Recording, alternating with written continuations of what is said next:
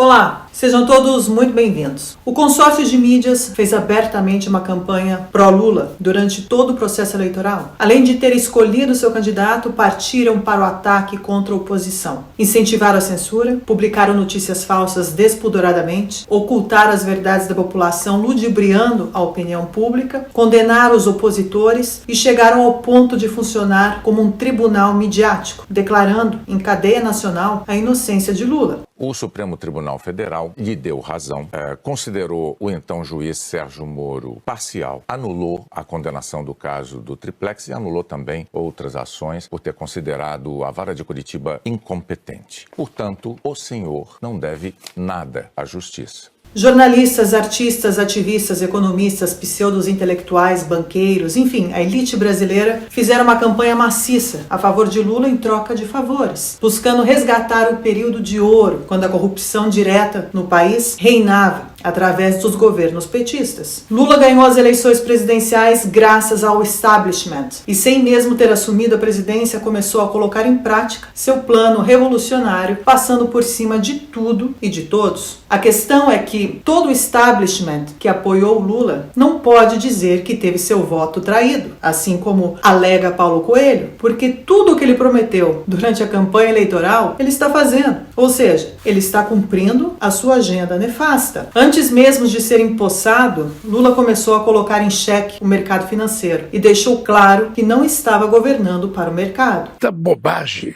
que de vez em quando eu vejo na imprensa, que o mercado, eu não estou governando para o mercado. Eu sei da existência do mercado, eu sei o que o mercado faz para ganhar dinheiro, mas eu estou governando para o povo brasileiro. Era claro, já durante a campanha eleitoral, que a política econômica do novo governo, que nasceu velho, não havia nenhuma base e nem mesmo um projeto. Não precisaria ser gênio para entender que os planos de Lula para a agenda econômica caminharia na direção errada, causando um embate entre especialistas e ideológicos políticos. Lula começou seu governo aumentando o gasto público com a PEC de transição de quase 200 bilhões de reais. Teve investimentos de quase 200 bilhões de reais fora do teto de gastos. Revogou o teto de gastos. Como é que nós vamos recriar essa melhora de vida para as pessoas que todos nós prometemos? Eu posso contar para vocês uma coisa: não haverá teto de gasto no nosso governo. Anunciou a volta de empréstimos aos países falidos da América Latina através do BNDES, ou seja, usando o trabalhador brasileiro para pagar os supostos financiamentos aos seus amigos comunistas e socialistas. O BNDES vai voltar a financiar as relações comerciais do Brasil e vai voltar a financiar projetos de engenharia para ajudar empresas brasileiras no exterior e para ajudar que os países vizinhos possam crescer e até vender o resultado desse enriquecimento para um país como o Brasil. O mais grave de tudo isso é a tratativa entre Lula e seu companheiro Alberto Fernandes, presidente da Argentina, em criar uma moeda única. Eu quero ser franco, la definición de que hay una moneda única depende básicamente de Brasil, como dependió que exista el euro de Alemania. Hay un país que motoriza eso. Ahora, claro que sería buenísimo, porque el intercambio comercial tendríamos una sola moneda de referencia para toda la región, sería espléndido. E aqui fica a pergunta: como Lula pretende fazer um acordo financeiro com um país que hoje soma uma inflação anual de 102% e deixou seu povo completamente na miséria? Bom, como sabemos, o regime socialista e comunista traz em seu slogan a igualdade social. O problema é que os líderes desse regime se apossam do dinheiro público e igualam a todos na mesma categoria, ou seja, pobres e miseráveis, transformando-os em escravos do Estado, onde eles ditam as regras e decidem literalmente tudo na vida do cidadão. O primeiro passo é desarmar a população. Flávio Dino, ministro da Justiça e amigo pessoal de Lula, não hesitou em colocar em prática o confisco de armas dos que não fossem cadastradas no prazo estipulado por ele. A primeira regra desses regimes é o desarmamento da população civil, removendo o direito de defesa do cidadão, enquanto o tráfico e as facções criminosas continuam atuando na ilegalidade absoluta, sem nenhum controle.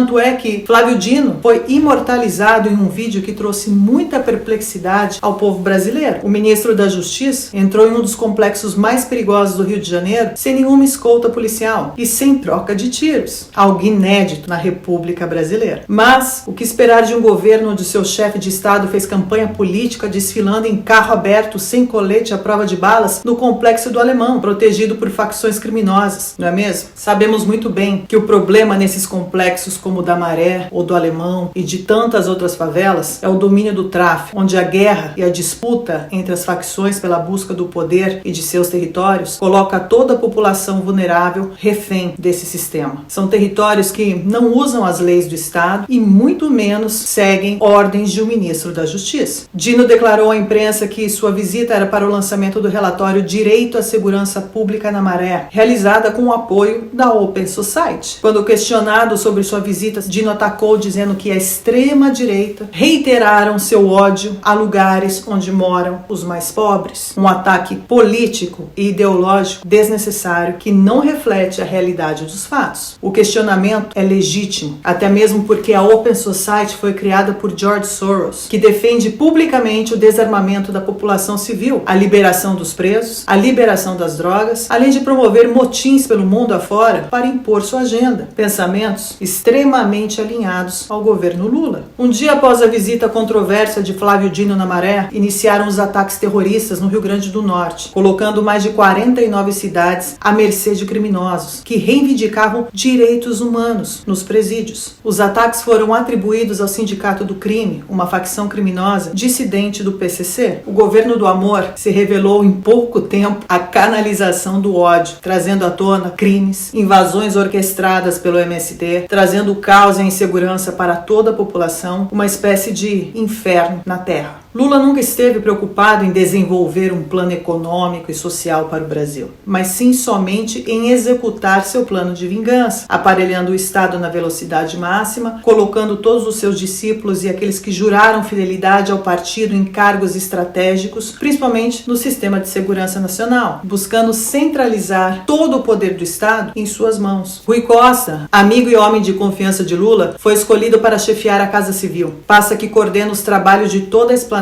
que tem como função analisar os projetos relacionados às contas presidenciais e acompanhar o orçamento da União. Costa acumulou poder e se tornou porta-voz do presidente, ocupando a posição que um dia foi do todo-poderoso José Dirceu. Rui Falcão, aquele que ameaçou Sérgio Moro durante a Lava Jato, assumiu a Comissão de Constituição e Justiça. Para Falcão, Lula está acima do bem e do mal e não pode submeter-se às normas do Estado de Direito como os comuns mortais.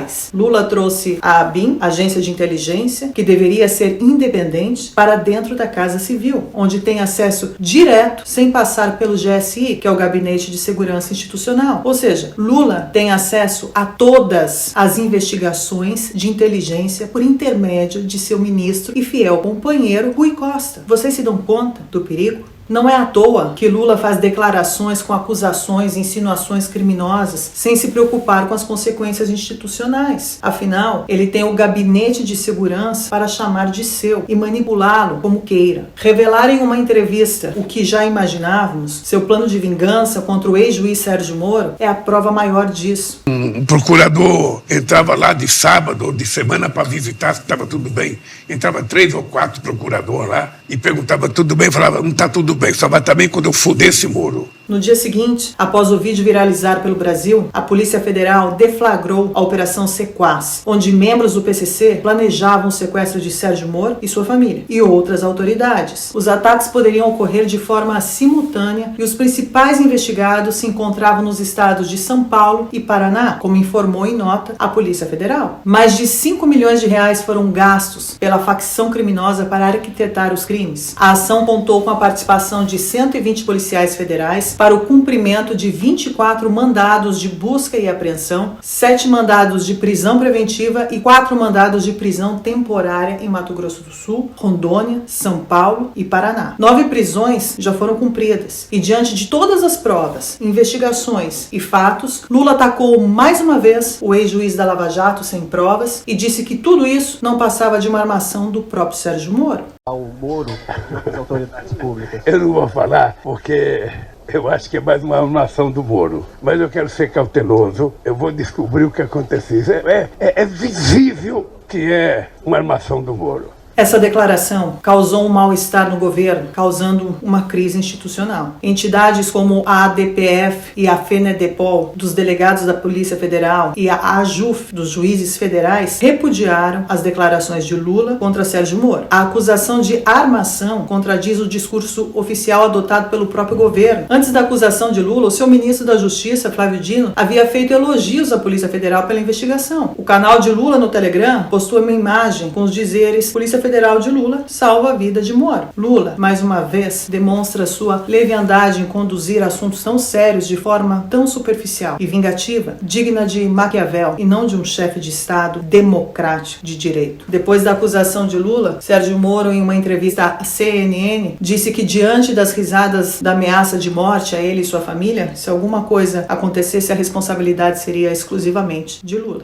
E vou dizer outra coisa, Tainá. Se acontecer alguma coisa com a minha família, a responsabilidade está nas costas desse presidente da República, por fazer pouco caso, por rir da ameaça e dessa forma incentivar a violência contra mim e contra a minha família. Enquanto isso, o Supremo Tribunal Federal segue calado, nenhum prazo de 48 horas para Lula se explicar sobre as falsas informações, nenhuma nota de repúdio sobre o atentado à instituição, nenhuma nota sobre o ato antidemocrático, nenhuma responsabilidade sobre o chefe do Estado em disseminar desinformação na internet. Nada. Todos seguem calados. Nesses 3 meses de desgoverno, podemos assistir aos piores espetáculos de um regime condenado à morte. Lula não sobrevive nem mesmo à sua própria história. Os fatos depõem contra ele. Tudo se resume ao método de tomada de poder. A má-fé gramsciana, que tem por consequência a concentração do poder absoluto econômico, cultural e social, nada mais é que o objetivo de Lula e do socialismo. Criar o caos, conflitos, agredir o senso comum, eliminar a razão, destruir o próprio conceito de verdade, minando a moral e a ética, é a obra que vem sendo escrita por Lula. Só que não estamos mais no século XVI, onde o que valia era a palavra do rei e não os fatos. Embora Lula use o seu poder para manipular os fatos e distorcê-los, buscando reescrever a história e definir o que é verdade ou não, além de conspirar para reduzir o indivíduo a nada, digno dos piores regimes do mundo, seremos nós o antídoto de toda a perversidade maquiavélica que o rodeia, pois a verdade só pode ser combatida com a verdade. E essa, com certeza, nós sabemos que não está ao seu lado.